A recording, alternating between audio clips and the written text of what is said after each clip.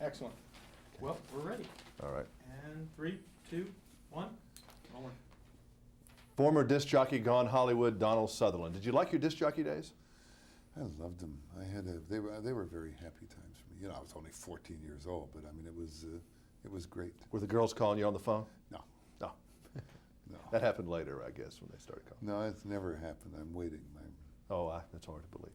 I was reading your bio here, and they left out a movie, which I have at home on Laserdisc. I spent great money to have this. It's my favorite Donald Sutherland movie, I think.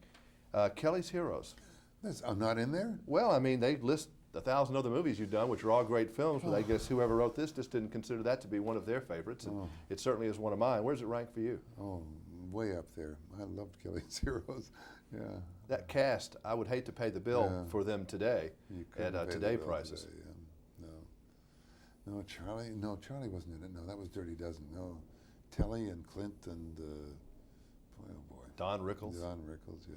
I mean, I did get a kick out of that film. Do you ever watch any of your old movies? Can you do that? Or No, because you're I in don't them, so look you don't at want it. to see The them? Kelly's I see once in a while, and that's probably the only one. I suppose if the Dirty Dozen came up, I'd have a look at that. But Kelly's I do look at. I died when we were making that movie. I had spinal meningitis, and I went through the Blue Tunnel and that whole outer body experience, and then I forced myself to live, but I didn't sleep very much after that, and I only slept like 3 hours a night. Is that apparent by watching the film that you're sick? No, I don't think so. No, you can't see it. They sent me away for 6 weeks. Wow. And I got better, but my brains were fried. But the character helped me through that a lot. And during the period of making that film, MASH was released, and my life changed. It's interesting how they've done you over the years, a character. There was a crazy Donald Sutherland on screen, Dirty Dozen and Kelly's Heroes and MASH. This guy was a little bit off. Is that how you were getting a lot of requests for those kind of, unusual kind of guys? No, that was probably what I was thinking, how I was feeling, how I looked at those. It was more my decision than theirs. I didn't think the fellow in MASH was off at all, to be truthful. Yeah. I thought he was a pretty The whole straight movie guy. was off. Everybody in the yeah, movie okay. was off. Well, in that sense, maybe he Yeah. was off, but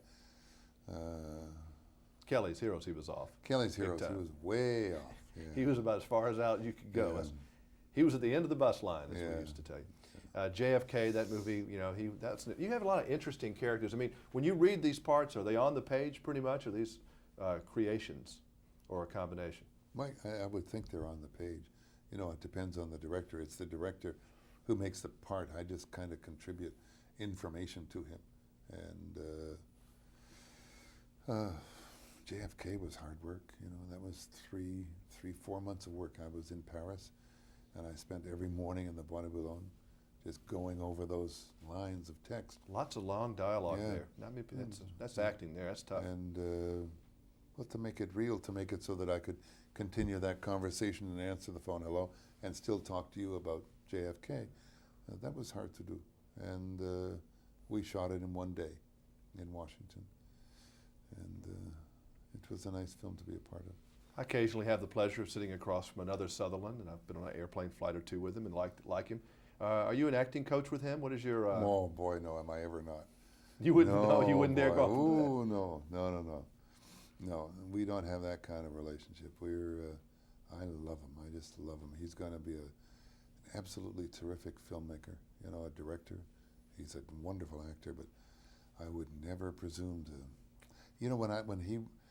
the only time when he was 16 or 17 or whatever it was, maybe 18, he was doing an audition for something in Universal, and he came down to my bedroom in the house in Los Angeles, and I was sitting on the bed reading, and he said, Dad, can I show you an audition? I went, oh, please, God, don't do this to me. And I didn't want to, my mother, I went to my mother and I said, Mom, am I good looking? She was the daughter of a Protestant minister. And she looked at me for 5 minutes and couldn't say anything. Finally she said, your face has got character. I was in depression for a year, for 56 years. Anyway, Kiefer came down and he did it. And it was terrific. It was really thrilling. It was thrilling how good it was. I said, it's terrific. He said, no, but wait a second. That's the way they want me to do it. Can I show you how I want to do it?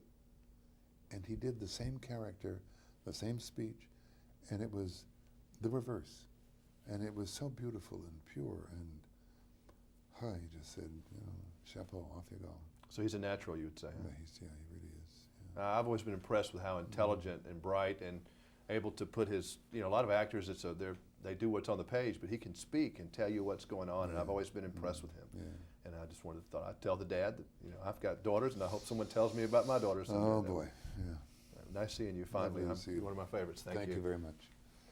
Ran into you one day at Book Soup, that place, I think it's named up right across from the tower. Right Yeah,